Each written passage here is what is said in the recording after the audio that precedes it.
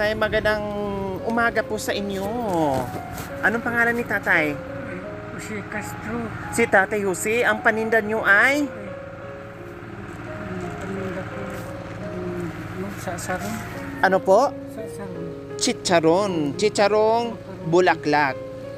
Magkano po isa niyan, tatay? Nakabalot-balot po ba yan? O patingin nga po, tatay. Magkano po isang balot? 5. Ay, mura lang po. 5 piso. Bakit wala po kayong chicharon? Chicharon na hindi ganyan. Yung isang klaseng chicharon? Chicharon bulaklak ba yung tawag nila? Macaroni.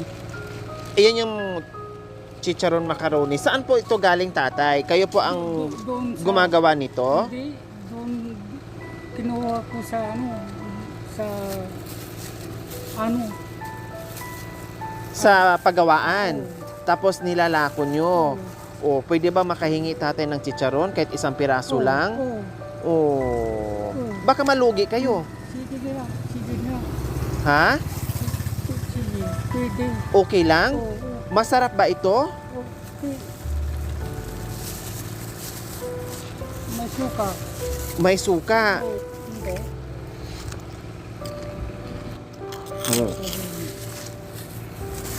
Ilang taon na po ba si tatay? Anong pangalan mo ulit, tatay? Jose Castro. Ilang taon na po ba si Tatay Jose?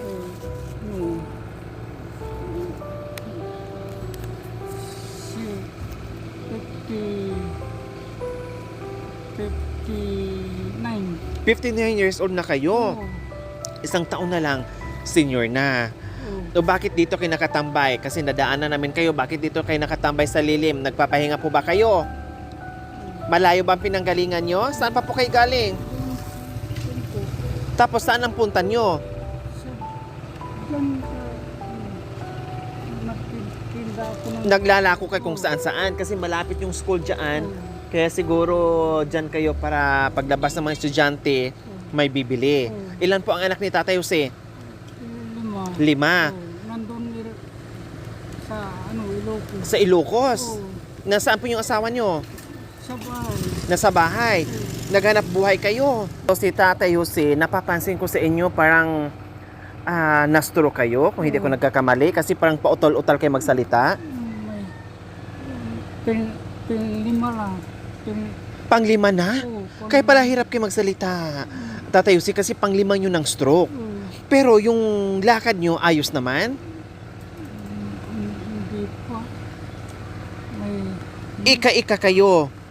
Tapos, kaya nyo mag-bike? kaya ko rin. Parang pinaka-exercise nyo na. So, ayan po mga kabayan, napansin ko kasi na ika-ika si tatay. Ayan umauga si tatay. Napapansin nyo po mga kabayan. No, talagang ganyan talaga tatay. Parang umuuga kayo pag nakatayo kayo. Oh, ako'y nahabag ganito mga kabayan. No? Ako'y nahabag sa ganitong sitwasyon na katulad ni tatay, isang taon na lang magsi-senior pero tuloy-tuloy pa rin po sa paghanap buhay. Nakalimang stroke na si Tatay Jose mga kabayan. Diyos ko, nakakaawa. And then, delikado ito. Siyempre, nandun na tayo, exercise rin ni tatay sa umaga, lalo na sa umaga. Pero pag nasubrahan, masama din sa kasugan ni Tatay Jose. Ganun pa man, wala talagang choice, walang ibang paraan, kundi ito lang. Kung hindi siya maghanap buhay, no, lalo siyang mahihirapan kasi wala siyang makakain. Matagal yun na itong ginagawa, Tatay Jose? Matagal na. Yung anak po, hindi ba nagbibigay ng sustento sa inyo para kung sa bahay na lang sana kayo, na hindi na kayo magtitinda? Ha? Tinitinda ko eh. Po? Hindi na alam ng anak ko. Hindi niya alam nang nagtitinda kayo. Kasi kung alam niya, siguro hindi papayag yun kasi delikado. May pensyon po kayo, tatay? Wala. Walang ibang tumutulong. Wala din. Dalawa lang kay ni nanay, kaya talagang kumakayod kayo. Kung manghingi na lang sana kayo ng sustento doon sa mga anak nyo na 5 at sa bahay na lang kayo, nahihiya kayo? Oh. Okay, Tatay Jose. Sa umagang ito, meron kaming surprise sa inyo, ha? Sige, upo lang po kayo, Lulusi. Baka mahirapan kayo. Upo lang po kayo, ha? Dandahan lang po. So, ayan po, ganito po kahirap yung sitwasyon ni Tatay Jose sa araw-araw ng kanyang paglalakbay para makabenta ng chicharon. Hindi po biro mga kabayan, nakalimang stroke na, no? Ang delikado nito, ang kalaban nito mga kabayan is init, pagod, no? Kaya kailangan nyo po doble ingat talaga, tatay. Kung meron kayong maintenance na gamot, hindi po biro talaga mga kabayan na yung ginagawa ni Tatay Jose. May baon po kayong gamot para sa high blood nyo. Wala kayong maintenance? Wala. May baon kayong tubig. Uminom kayo ng tubig. Ha, tapos sana makabili kayo ng gamot. Bigyan kita mamaya pambili ng gamot. May gamot ba kayong niresita ng doktor?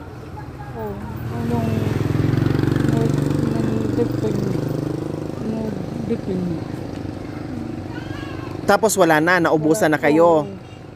Oh, okay, sige, Tatay Jose. Mamaya bigyan kita ng pambili ng gamot mo ha. Para baon-baon mo kung saan kayo makarating. Plus, huwag kayong mawawalan ng tubig. O alam niyo po mga kabayan, alam po nangangatog si Tatay Jose. Tatay Jose, saglit lang po ha. Meron kaming surprise sa iyo ha. Tatay Jose, meron kayong isang sakong bigas. At hindi lang yan,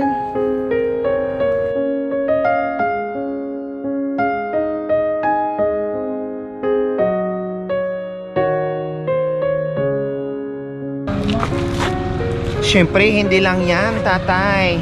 Meron pa kayong 1,000 pambili ng masarap na ulam. Plus, itong 1,000 ibili nyo po ng gamot na sinasabi nyo na para doon sa high blood nyo. Para baon-baon nyo kung saan kayo pupunta. Huwag nyo pabayaan yung sarili nyo kasi sabi nyo, nandun pa si nanay nag-aantay sa inyo.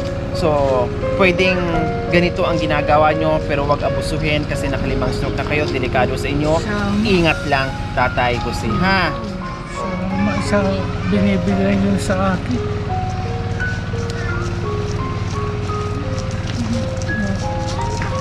Walang anuman po, Tatay Jose, kahit hindi mo mabigkas-bigkas kung ano yung nasa saloobin mo, no? Yung pasasalamat, pero dama namin yung pasasalamat mo sa biyayang natanggap ngayong umaga. Dalangin ko, hahaba pa ang buhay nyo at ligtas kayo sa daan kung saan kayo pupunta upang maglako ng inyong paninda. So ayan po mga kabayan, no, hirap. So ayan po mga kabayan, no, naawa talaga ako sa sitwasyon ni Tatay Jose. Lalong kinurot yung puso ko nung nalaman ko at nakita ko yung sitwasyon niya na nangangatog siya sa nangangatog yung kanyang katawan dahil doon sa na-stroke na 5 beses, no. Nakakaawa, nakakadurog, talagang hindi mo maiwasan na babagsak yung puso mo na ay isang tatay na tulad ni Tatay Jose na maghanap buhay pa rin sa kabila ng kanyang mahirap na karamdaman na sitwasyon. Kaya maraming salamat po talaga. Hindi ako magsasawang magpapasalamat sa inyo. Yung itong nagagawa ko, yung mission natin, yung paglalakbay natin, no, yung sinusuong natin kung saan-saan, no, upang hanapin natin yung mga tulad nila na lubos nangangailangan na naghahanap buhay pa rin po mga kabayan.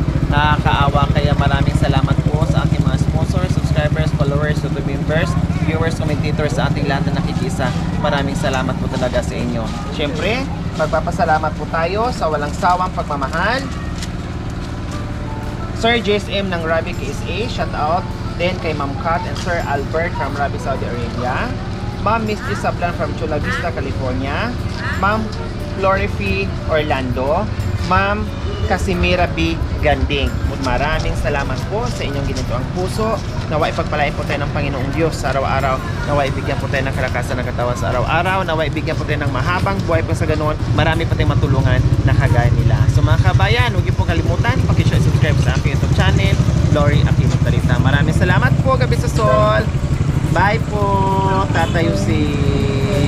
Ayan po mga kabayan, no? Sabi ko nga ni tatay wag na kasi ayaw kong bawasan yung paninda niya, pero talagang galing sa puso niya. Hindi natin maindian pag meron nagbibigay din sa atin, no? Parang masaya din kasi sila mga kabayan pag yung meron silang something na ibalik sa sobrang tuwa at pasasalamat sa mabigay nating biyaya sa kanila. Kaya maraming salamat.